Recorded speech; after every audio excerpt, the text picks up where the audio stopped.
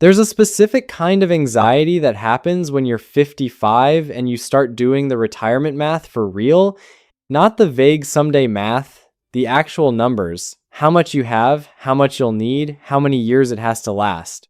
And somewhere in that calculation, you realize that what you've saved might not be enough. Not for the retirement you imagined, maybe not even for a basic one. And the weight of that realization sits differently than it did at 30 or 40 because now you're running out of time to fix it. My name is Anderson, and I need to show you something about retirement wealth that almost nobody understands until they're already retired. Here's what most people believe. You save for 40 years, you retire with whatever you've accumulated, and then you slowly spend it down until it runs out or you do. The goal is to die with zero or close to it. Use it all up. Enjoy it while you can. That's the standard model. That's what the financial industry tells you to expect. But here's the truth that changes everything. The wealthiest retirees don't spend down their portfolios, they grow them. And the gap between someone who retires with $500,000 and ends with nothing versus someone who retires with $500,000 and ends with over $2 million isn't luck or inheritance or market. Timing. It's a completely different operating system that most people never learn exists. Let me say that again. Retirement isn't about spending what you saved, it's about structuring what you saved so it grows faster than you need it. Think about what that means. Most retirees are trying to figure out how to make their money last, how to stretch it, how to ration it. They're in scarcity mode from day one. But a small group of retirees are asking a completely different question. How do I structure this so it compounds even while I'm using it? Same starting point, completely different ending. Here's the invisible threshold that separates these two groups. It's not the amount of money they have, it's whether they understand the withdrawal sequence game. Most people think retirement is simple. Save money, retire, withdraw 4% a year, hope it lasts. But that 4% rule is based on one massive assumption, that you're trying to preserve your principal for 30 years without growth.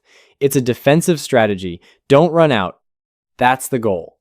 But what if the goal wasn't just preservation? What if it was multiplication? Let me show you what happens when you shift the framework. Traditional retirement says you have $500,000 at 65, you withdraw 4%, which is $20,000 a year. Combined with Social Security, maybe you're getting $45,000 total annually. You live on that. The portfolio stays roughly flat if markets cooperate. And over 30 years, you gradually deplete it until there's not much left. That's the plan most people follow, and it works, barely, if nothing goes wrong. But here's what nobody tells you. That same $500,000, structured differently, can turn into over $2 million by the time you're 90. Same person, same starting amount, completely different result. How? Because wealthy retirees don't just withdraw, they allocate. Here's the math that changes everything. Take that $500,000 and split it into 3 buckets. Bucket 1, $100,000 in cash and short-term bonds. This is your spending money for the next 5 years, $20,000 a year. You don't touch the stock market for living expenses. You live off this safe bucket. Bucket 2, $150,000 in dividend-paying stocks and REITs.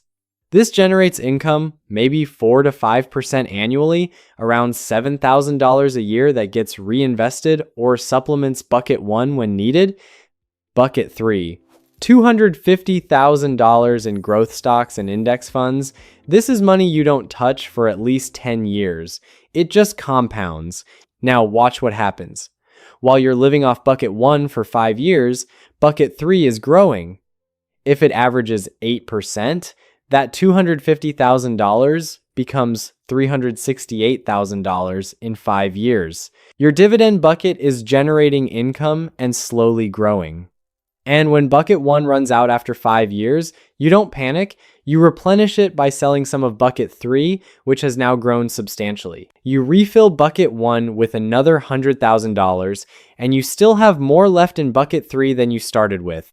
That's the secret. You're spending, but you're growing faster than you're spending. And the longer this goes, the wider the gap becomes. Let me walk you through the 20-year projection. At year 5, you've spent $100,000, but your total portfolio is now around $570,000 because buckets 2 and 3 grew while you were living off bucket 1. At year 10, you've spent $200,000 total, but your portfolio is at $680,000. At year 15, you've spent $300,000, but you're sitting on $820,000. At year 20, you've spent $400,000 in total living expenses, and your portfolio is worth over $1 million. You spent almost as much as you started with, and you still doubled your money. That's not magic. That's the structure. Here's the psychological transformation that has to happen for this to work. You have to stop thinking like someone who's running out of time and start thinking like someone who's managing a system. Most retirees panic. They see their account balance drop every time they take a withdrawal, and it triggers scarcity thinking. They start cutting back. They stop enjoying retirement because they're terrified of running out. But retirees who understand the bucket system aren't watching their total balance obsessively. They know bucket 1 is supposed to go down. That's its job. They're watching bucket 3 grow, and as long as bucket 3 is compounding faster than bucket 1 is depleting, they're winning. That shift from scarcity to systems thinking changes everything. It's the difference between hoarding money you're afraid to spend and confidently using money because you know it's replenishing itself. Now, here's where the identity shift happens.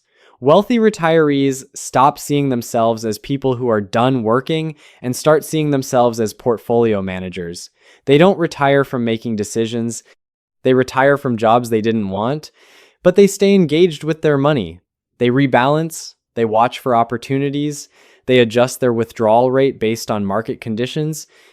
They're active, not passive, and that engagement is what keeps their wealth growing instead of shrinking. Let me show you what this looks like in practical terms. You're 65 with $500,000. Most advisors will tell you to shift heavily into bonds to reduce risk. 60% bonds, 40% stocks. Safe and stable. But here's the problem. Bonds don't grow, they preserve. And if you're going to live another 30 years, preservation isn't enough. You need growth. So instead, you keep 60% in stocks, 40% in bonds and cash. It feels riskier, but it's actually safer long-term because your portfolio can outpace inflation and withdrawals. Now let's say the market crashes 2 years into retirement. Your $500,000 drops to $400,000. This is where most retirees panic and lock in losses by selling. But someone using the bucket strategy doesn't panic. They're still living off bucket 1, which didn't crash because it's in cash. Bucket 3 took the hit, but they're not touching it for another 8 years. So they wait. They let it recover. And by year 5, when they need to refill bucket 1, the market has bounced back and bucket 3 is growing again. Same crash. A completely different experience. That's the power of structure. It removes the emotional decisions that destroy retirement portfolios. Here's where opportunities start looking different. When the market drops and everyone else is scared, the retiree with a bucket system sees a buying opportunity. They've got cash in bucket 1. They're not forced to sell. So they can actually move some of that cash into bucket 3 while stocks are cheap. They're buying low while their neighbors are panic selling. Same event. Opposite response. And that difference compounds over decades into massive wealth gaps. Or consider healthcare costs. Most retirees treat a major medical expense as a catastrophe. They drain their savings, they go into debt. But a retiree with a properly structured portfolio has options. They can pull from bucket 1 without disrupting bucket 3. They can use dividends from bucket 2. They can adjust their allocation temporarily. They're not scrambling. They're making strategic decisions because they built a system that can absorb shocks. Now, let me give you the big decision that most retirees get wrong: housing. By the time you're 65, your house is probably paid off, and the conventional wisdom says stay in it. It's paid for, it's familiar, but here's what nobody calculates. that house is still costing you thousands a year in taxes, insurance, maintenance, and utilities. Maybe $15,000 to $20,000 annually, and it's tying up $300,000 to $500,000 in equity that's not growing or generating income. Compare that to selling the house, downsizing to a rental or a smaller place, and investing the difference. Suddenly, you've got an extra $300,000 in your portfolio. At 8% growth, that's $24,000 a year in gains. More than enough to cover rent and still grow your net worth. You go from paying to maintain a depreciating asset to having your money work for you. Same person, different choices. Completely different retirement trajectory. Here's the career power shift that happens even in retirement. When you have a growing portfolio instead of a shrinking one, you stop feeling like you have to accept whatever comes your way. If you want to work part-time for extra income or purpose, you can be selective. You take projects you enjoy, not ones you need. You negotiate from strength because you're not desperate. And that confidence, that posture of choice rather than necessity, that shows up in every aspect of your life. You're not a retiree struggling to make ends meet. You're someone managing wealth who happens to not have a full-time job. Now, let me give you the warning that destroys most retirement plans. The first 5 years of retirement are when people make their biggest mistakes. They finally have time and money, so they splurge. They take expensive trips, they buy the RV, they help the kids with down payments, and suddenly they've pulled out $150,000 in the first 3 years instead of the planned $60,000, and now their portfolio doesn't have enough mass to compound effectively. They've sabotaged the whole system before it had time to work. The retirees who turn $500,000 into $2 million don't treat retirement as permission to spend recklessly. They treat year 1 of retirement the same as year 39 of working, strategically. They stick to the plan, they let the buckets do their job, they don't raid bucket 3 for a boat. And because of that discipline, their later retirement years are dramatically more comfortable than their neighbors who front-loaded all the spending. Here's the thing about opportunity cost in retirement that nobody explains properly. Every dollar you spend in year 1 is a dollar that won't compound for the next 25 years. If you spend an extra $50,000 on luxuries in your first year retired, you're not just spending $50,000, you're spending what that would have become. At 8% over 25 years, that's $340,000. One splurge decision just cost you $250,000 of future wealth. I'm not saying don't enjoy retirement. I'm saying I understand the trade. That trip around the world might be worth it, but know what you're actually paying. Know that you're choosing current experience over future security, and make that choice consciously, not impulsively. So here's what I want you to take from this. Retirement isn't the finish line where you stop thinking about money. It's the beginning of a new phase where money management becomes more important, not less.